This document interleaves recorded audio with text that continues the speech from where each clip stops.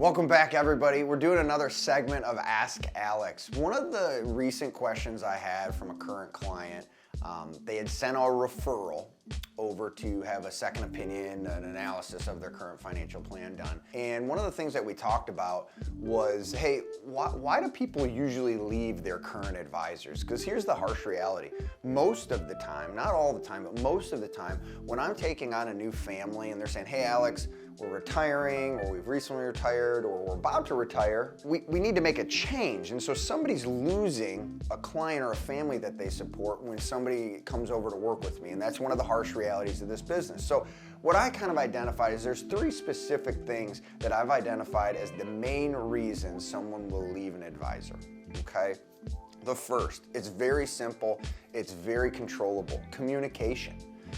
Now that's a two-way street, right? That's what I always say to the families and clients I work with is, hey, listen, if there's a question you have, if there's concerns you have, I have to know about them in order to address them. The second part is having those consistent meetings set up. Most of the time you want to at least at a minimum have an annual review to review, hey, what's changed in life, what's changed in our spending, investments, what's happened in the economy and the market over the last years, inflation, all those other things. So it's very important to have two good lines of communication. A, one coming from the client and the family. B, one coming from the advisor. Also follow-up, right? Hey, I have a question. Let's jump on a phone call. Let's get an email back. Simple lines of communication. When that falls, that's probably the most common thing that I see where somebody makes a change from their current financial professional. The second thing, I'd say a lack of performance or a lack of proper expectations being set. It's almost the same thing. Me as a financial planner, when I do plans, if I have any clients out there or families, they know this is how I do business. Listen, let's plan for the worst case scenario, right? And it's almost setting that stage of, hey, if you just hit singles and we get a couple bunts here and here, we're gonna end up in a good spot. What you don't wanna do is get into a position where you're chasing gains all the time. And if the market has a bad day, you're having a bad day. That should not be the relationship. And so that performance really starts with good expectations of what the plan requires to live a quality life, right? And then on top of that, does the outcome match what those performance numbers look like, right? So making sure we have good expectation, making sure the performance and the plan stay on track.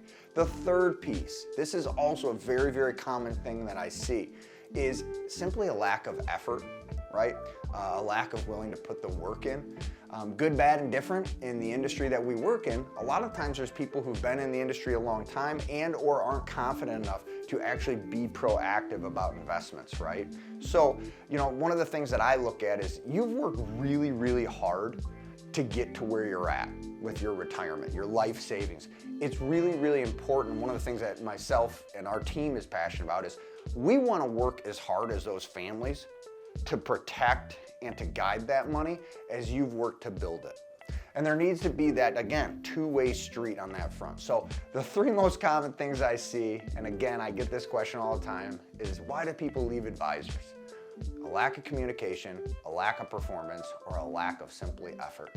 Now, most of those are controllable. That second one can be a little bit of an asterisk, but those are the three most common things that I see take place where a family will leave and make a change. Now, if you're somebody who's kind of experienced any of that, or somebody who's struggling with getting some financial education and guidance and just sound judgment and options, absolutely feel free to send them our way. If they have any questions, we're here for you. And again, I hope this helps. Common question I get, what's the three most common reasons people leave advisors? There you go. Have a great day. We'll see you next time.